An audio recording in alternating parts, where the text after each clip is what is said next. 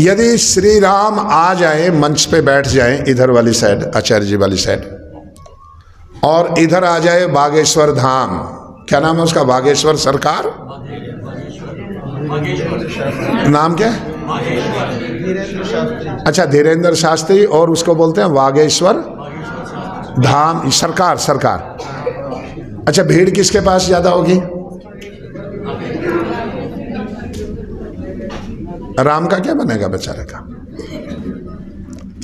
अच्छा इधर आ जाएं योगेश्वर कृष्ण जी महाराज,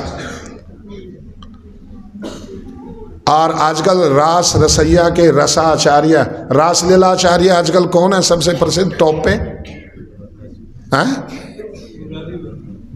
ब्रजवासी जितने भी हैं, भगवान बचाए। योगेश्वर कृष्ण के विवाह के पश्चात 12 वर्ष के ब्रह्मचर्य के उपदेश को कौन स्वीकार करेगा, कोई करेगा, विवाह कौन जानता है इस बात को, और कौन बताता है कि धरती पे एक ऐसा योगी भी आया, धरती पे एक ऐसा महापुरुष भी आया जिसने विवाह करने के बाद पति और पत्नी दोनों इकट्ठे रहे और 12 वर्ष ब्रह्मचर्य का पालन किया। 12वां वर्ष केवल दोनों ने बेर खा करके बिताया, और बेर जहां पर खाया, चूंकि बेर को संस्कृत में बद्री फल कहते हैं, उसी जगह का आज बद्रीनाथ नाम है।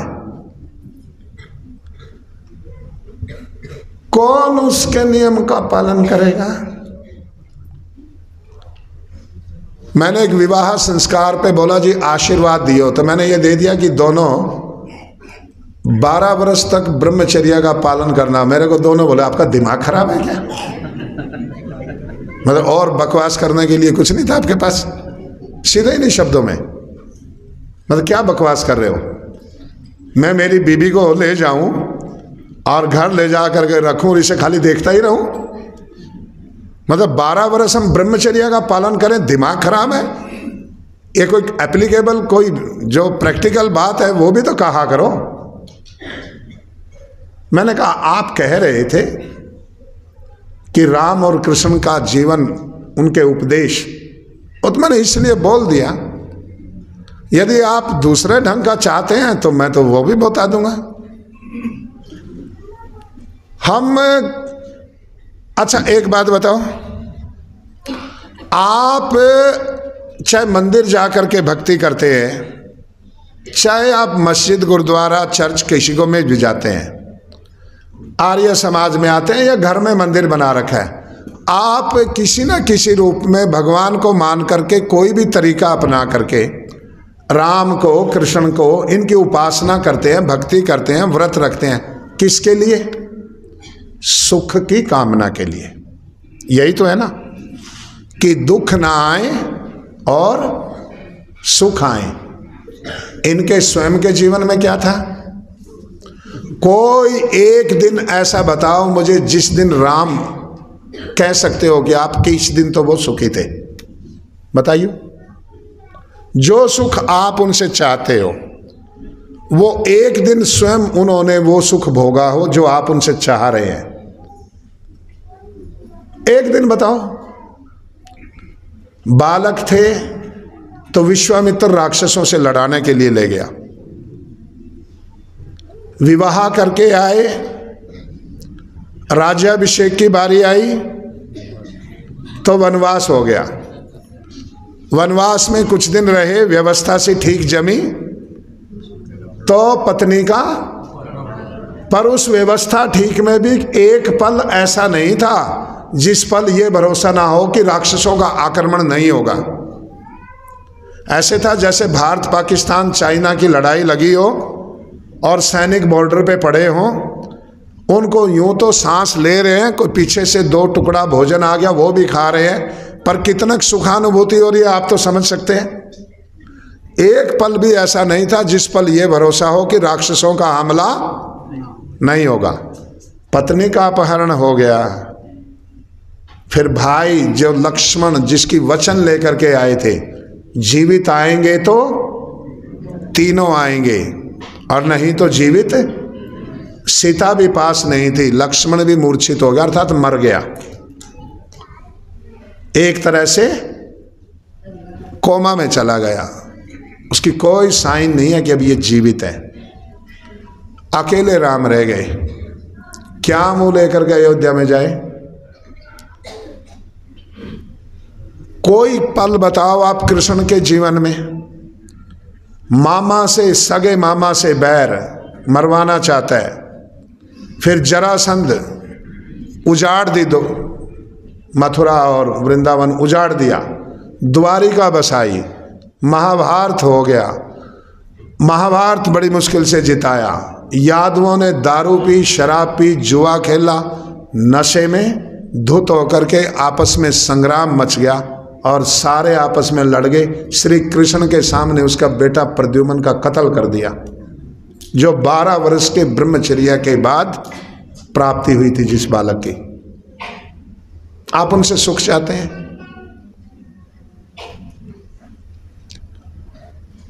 गुरुओं का जीवन देख लो, एक दिन गद्दे वाली चारपाई पे कभी गुरु नानक देव जी महाराज कभी सोए हो जिंदगी में, कभी रथ का, तांगे का, गाड़ी का कभी उपयोग करके यात्रा की हो। 10 के 10 गुरुओं के जीवन में कभी चैन का कोई पल आया हो। और बाद के विशेष करके गुरु तेग बहादुर जी और गुरु गोविंद सिंह जी, इन दो, और गुरु अर्जुन देव जी, इन 3 के जीवन में जितने कष्ट, विपत्ति, संकट, समस्याएं, बाकी तो सबके, पर इन 3 ने तो तत्ती तवी पे बिठा करके जला करके मारना,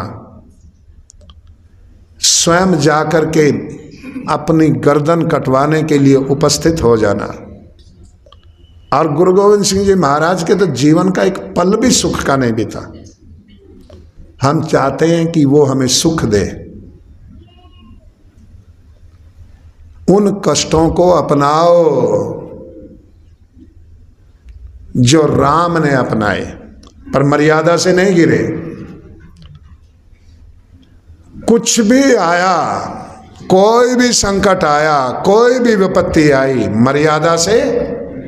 ऋषि दयानंद जी महाराज, आदि गुरु शंकराचार्य ने 4 मठ स्थापित किए। ये केदार, इसके ये जो बद्रीनाथ है धाम, इसके पास में ही मठ है।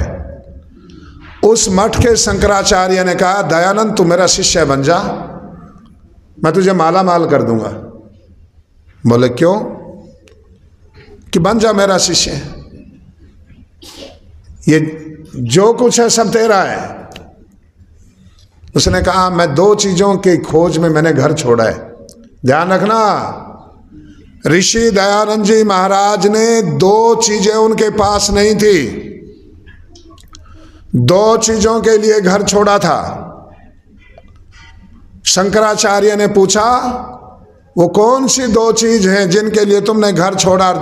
और ऋषि दयानंद कहा, दोनों तुम्हारे पास नहीं है, यदि होती तो मैं आज ही तुम्हारा शिष्य बन जाता। शंकराचार्य ने कहा कि ऐसी कौन सी चीज है वो जिनके लिए तुमने घर छोड़ा और वो हमारे पास नहीं है? ऋषि दयानंद जी महाराज कहते हैं, एक सत्य और एक ईश्वर, इन 2 के लिए मैंने घर छोड़ा है। आपके पास में न सत्य है न ईश्वर है। रही धन की बात, मेरे पिता की प्रॉपर्टी इससे कोई कम नहीं थी जितना आपके पास में धन है। जीवन लिखने वाले ने, किसी ने, एक ने लिखा है कि वो काशी में जब मूर्ति पूजा के शास्त्रार्थ, मूर्ति पूजा के लिए शास्त्रार्थ हो रहा था, कि वेद विरुद्ध है या वेद के अनुकूल है, वेदानुकूल। बात यह है, कोई करे या ना करे उसकी बात छोड़ो। आज भी मैं आर्य समाज के मंच से यदि मूर्ति पूजा के विपरीत कोई बात कही जाती है तो वो इसलिए कही जाती है कि ये काशी के अंदर ये सिद्ध हो गया था। सारे काशी के विद्वान एक तरफ थे, ऋषि दयानंद एक तरफ थे, और काशी के जो उस समय राजा थे, काशी नरेश थे, वो उस शास्त्रार्थ के निर्णायक थे, अध्यक्ष थे, जज थे। और काशी ये सिद्ध नहीं कर पाई कि मूर्ति पूजा वेदों के अनुकूल है। क्यों वेद की बात कहते हैं हम बार बार? क्योंकि वेद सब ये मानते हैं, इवन इस्लाम और ईसाइयत भी अब ये मानने लग गई। इस्लाम तो सीधा ही कहने लग गया अपनी बात को बीच में घुसेड़ने के लिए कि वेद इस धरती पर खुदा का सबसे पहला कलाम है, अर्थात ज्ञान है, और कुरान अंतिम है। वो ये तो बोलने ही लग गए, अपनी बात बीच में घुसेड़ते हैं। पर अपनी बात को घुसेड़ने के लिए, मानने के लिए पूरे इस्लामिक जगत ने ये स्वीकार कर लिया कि वेद धरती का पहली पुस्तक है।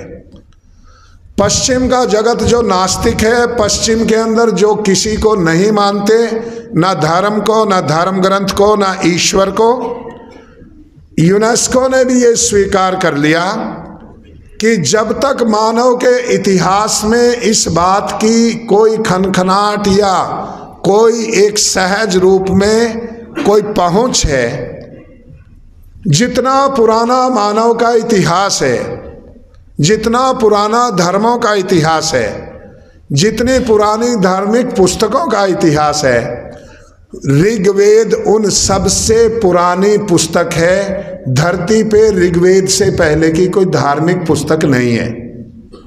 ये यूनेस्को ने स्वीकार कर लिया। वो पश्चिम जगत जो कुछ नहीं मानता। तो हमारा कहना इतना सा है, ये आर्य समाज के उपदेशक, विद्वान, तपस्वी, सन्यासी यदि मूर्ति पूजा का विरोध करते हैं या कोई उसके न करने की बात कहते हैं, तो इसलिए नहीं कि कोई हमारा द्वेष है, ऐसा नहीं है। हम तो कितनी बार मंदिरों में जाते हैं, मैं विदेश जाता हूँ, मेरे मैक्सिमम प्रोग्राम मंदिरों में होते हैं, प्रवचन का, योग का, कोई आयुर्वेद की चिकित्सा के आधार पे, कोई थोड़ा बहुत स्वास्थ्य का, सारे तो मेरे प्रवचन मंदिरों में होते हैं। भारत में मैं बड़े बड़े मंदिरों में प्रवचन के लिए जाता हूं और आज तक मैंने लगभग 2000 शोक सभाओं में मैंने व्याख्यान दिए होंगे। उनमें से 99% तो शोक सभाएं मंदिरों में होती है। ऋषि दयानंद जी महाराज स्वयं ब्रह्मा के मंदिर में बैठ करके उन्होंने वेद का भाष्य किया। कितनी बार उन्होंने स्वयं मंदिरों में रात बिताई। मुझे 26 साल हो गए, मैं जहाँ गुरुकुल चला रहा हूँ वहाँ तो मंदिर है, बाबा रामदास की समाधि है, एक शिव जी का मंदिर है। मैं वो नहीं कह रहा, कोई द्वेष नहीं है, मंदिरों से, मूर्तियों से कोई द्वेष नहीं है। फिर भी क्यों कह रहे हैं? चूंकि परम पिता परमेश्वर की वेद उसकी वाणी कहलाती है।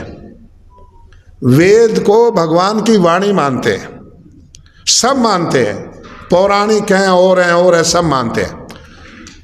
वेदों में परम पिता परमेश्वर की उपासना को छोड़ करके किसी भी पदार्थ की उपासना करने का निषेध है, प्रयोग करने का निषेध नहीं है, प्रयोग का निषेध नहीं है। प्रभु को, प्रभु परम पिता परमेश्वर की जगह किसी भी पदार्थ को परमेश्वर मान करके पूजने का निषेध है। जैसे मेरा राम के चित्र से कोई मेरा द्वेष नहीं है। मेरे कमरे में श्री रामचंद्र जी महाराज का चित्र है। हमारे गुरुकुल के हर एक कमरे में उनकी फोटो लगी हुई है। योगेश्वर कृष्ण जी महाराज का दुनिया के सारे आर्य समाजों में, रामचंद्र जी, कृष्ण जी महाराज, सारे आर्य समाजों में सब जगह आपको इनके चित्र मिलेंगे। हम तो मानते हैं, हम उनके उपासक हैं, हम उनके अनुयायी हैं, हम स्वयं अपने को राम कृष्ण की संतान मानते हैं, पर भगवान की जगह उनसे व्यवहार नहीं करते। जो व्यवहार भगवान से करते हैं वो व्यवहार उनसे नहीं करते। क्यों नहीं करते? क्योंकि स्वयं वो भी जो व्यवहार भगवान से करते थे वो खुद से नहीं करते थे। श्री रामचंद्र जी महाराज भी रामायण में लिखा है कि वो भगवान का ध्यान करने के लिए दोनों भाई सरयू नदी के किनारे बैठ गए।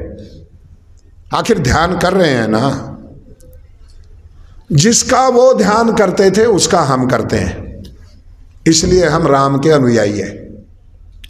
योगेश्वर कृष्ण जी महाराज के विषय में महाभारतकार महर्षि व्यास ने लिखा है कि सायंकाल हुआ, सूर्यास्त हुआ, और जब वो शांति दूत बनकर के जा रहे थे तो रास्ते में संध्या काल हुआ। उन्होंने घोड़े छोड़ दिए, नदी में स्नान किया और सब कुछ आराम से चद्दर नीचे बिठा करके प्रभु की उपासना में, ध्यान में लीन होकर के बैठ गए।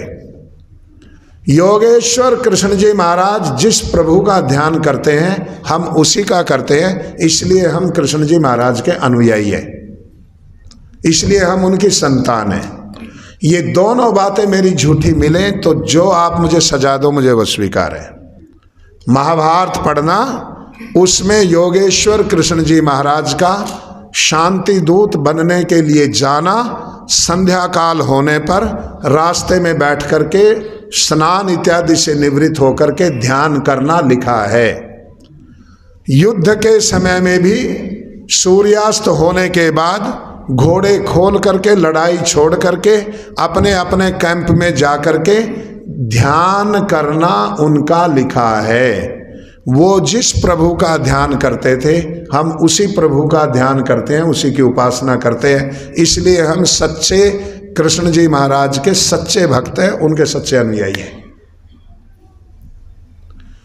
एक व्यक्ति जब मिला काशी के अंदर ऋषिदानंद जी महाराज को, कोई सेठ था, उसने कहा मेरे पास में एक बैलगाड़ी चांदी और सोने के सिक्कों से भरी हुई है, मैं आपको दे दूं, सारा आप पैसा ले लो, वेद प्रचार में लगा दो, पर मूर्ति पूजा का खंडन छोड़ दो।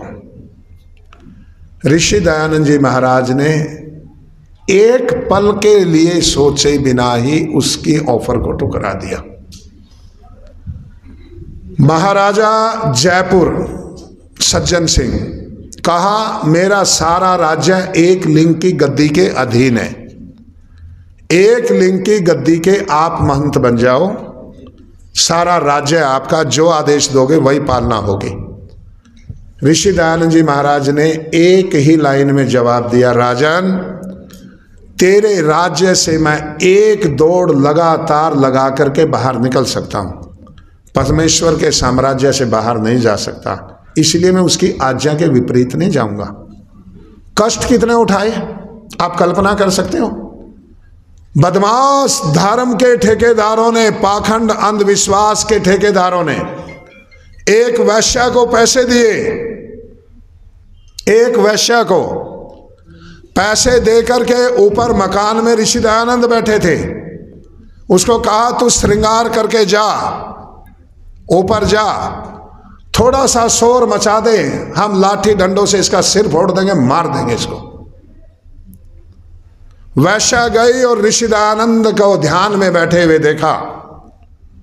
वो ध्यान और समाधि का तेज और तप जब चेहरे पे देखा तो उसका भीतर का, आखिर मां थी ना, स्त्री जाति का हृदय बहुत निर्मल होता है। वो पाप जो उन्होंने करने के लिए भेजा था वो उस करने की हिम्मत ना कर सकी और उसका पाप धुल गया। उसके भीतर से वो एक सच्ची माँ का हृदय, उसका जब भीतर से पुकार उठा तो वो रो पड़ी, उसने चीख मारी। ऋषि दयानंद की आंख खुली और उसने कहा क्या बात है माँ, क्यों रोते हो? कि मुझे ऐसे ऐसे करके पैसे दे करके आप पे लांछन लगाने के लिए भेजा है और आपका देदीप्यमान ये तेजस्वी योग और समाधि का तपा हुआ चेहरा देख करके मेरी अंतरात्मा कलुषित जो भी काले पाप थे वो सब धुल गए और मैं हिल गई अंदर से। आप जानते हो क्या कहा महर्षि दयानंद जी ने उस माँ को? सामान्य सा व्यक्ति क्या होता, रंडिया बस यही कसर रह गई थी करने की और पाप करके नहीं छिकी, मेरा मुंह पे काली लपेटने आ गई, थोड़े से पैसे के लिए मर गई, मुझे कह देती तो मैं दे देता, पता नहीं क्या क्या कहता कोई आदमी। जब उसने कहा कि मेरे हृदय के अंदर से एक चित्कार आई कि ऐसे योगी के ऊपर क्या लाछन लगाए, तो पता ऋषि दयानंद जी महाराज ने उसको क्या आशीर्वाद दिया। माता जा, जो मति तेरी इस समय है सदा तेरी यही मति बनी रहे।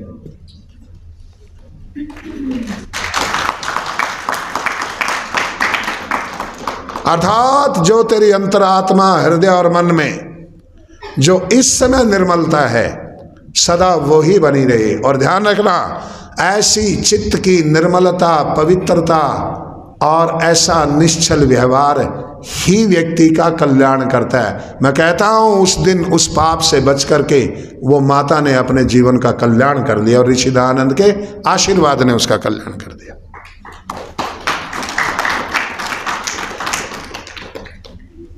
मन की मलिनता की पहली पहचान की द्वेष, दूसरी पहचान प्रदर्शन करता है व्यक्ति।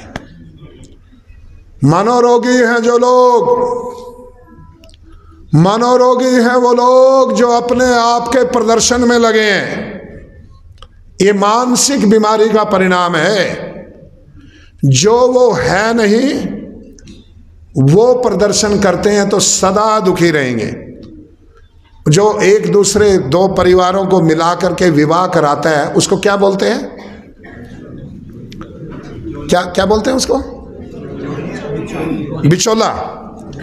पंजाबी का शब्द है। पंजाबी में क्या कहते हैं? बिचौला मतलब विच ओला। क्या मतलब है? विच ओला। इधर वाले दी गल दा इन्हों नहीं पता लगन देंदा और इधर वाले की का पूरा ओला रखता है। जब दोनों का आपस में हो जाता है फिर वो दोनों छितर लेके उसके पीछे पड़ते हैं। तू ये नहीं बताया, तू ये नहीं बताया। ऐसे एक बहुत, चलो मैं उसको बदलता हूँ सिनेरियो। ऐसे एक बॉम्बे और कलकत्ता के, मतलब नाम कोई और सच्चा लेने लगा था, अब दूसरा ले रहा हूँ।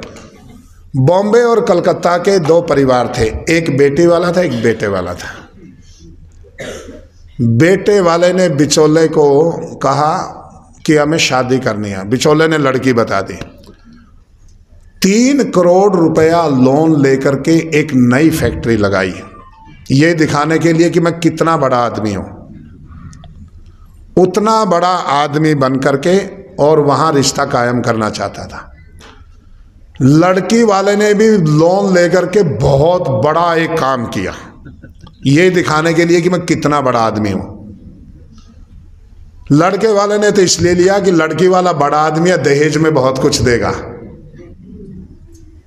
जब दोनों की शादी हो गई, परिवार मिल गए और फिर दोनों बिचौले को ढूंढते फिरे। कहाँ है? बिचौला था अमृतसर का। तो फिर गीत गाते रह गए, किथे मर गया तू मुंडिया अमृतसरिया। हैं? ये क्या है? ये मन का मैल है, बीमार है। तुम शादी फैक्ट्रियों की कर रहे हो या लड़के लड़की की कर रहे हो? किसकी शादी कर रहे हो? बीमारी है। दिखाना है सरलता दिखाओ, दिखाना है सादगी दिखाओ, दिखाना है सज्जनता दिखाओ, दिखाना है उदारता दिखाओ, दिखाना है दानशीलता दिखाओ, दिखाना है क्षमाशीलता दिखाओ। ये है दिखाने की चीज जो तुम्हारे मन को निर्मल कर देंगे।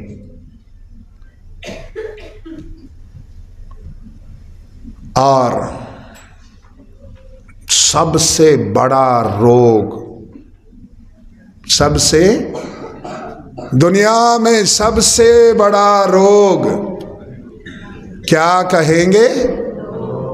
लोग तो कुछ ना कुछ कहेंगे। दान दे दिया तो यूं कहेंगे बड़ा दानी है, नहीं दिया तो कंजूस है, कुछ ना कुछ कहेंगे। पर मैं एक बात बता देता हूं, परम पिता परमेश्वर की अंतिम बात बोल रहा हूं, क्लोजिंग स्टेटमेंट है। परम पिता परमेश्वर की न्याय व्यवस्था में बिल्कुल भी कोई व्यक्ति संसार का परिवर्तन नहीं कर सकता। जो ऐसा मान करके आचरण व्यवहार और कोई कार्य करता है वो अज्ञान में है, अविद्या में है। इसलिए जो जो तुम्हें चाहिए वैसा वैसा काम करो। क्लोजिंग स्टेटमेंट सेकंड, आपके पास में दो ऑप्शन है स्कूल में अपने बच्चे को एडमिट कराने की। एक तो वो है जहां नकल मरवा करके झूठा आपको बच्चे को झूठा मूठा पास करा करके टॉप करा करके आपको सर्टिफिकेट दे दिया जाता है। एक वो है जहां बहुत पसीना बहा जाता है, मेहनत कराई जाती है, वो दूसरे वाला स्कूल है। अब पहले वाले में एडमिट कराओगे या दूसरे वाले में? पर धर्म का रास्ता पहले वाला क्यों अपनाए हुए हो? फरी में, धोखे में, छल में, कपट में डूब करके उसके चरणों में पहुंचने का रास्ता क्यों अपनाए हुए हो? बालक को स्कूल में ऐसे में भेजना चाहते हो जहां वो मेहनत करे। धर्म की दुनिया में उसमें क्यों नहीं जाना चाहते जहां आपको मेहनत करनी पड़े?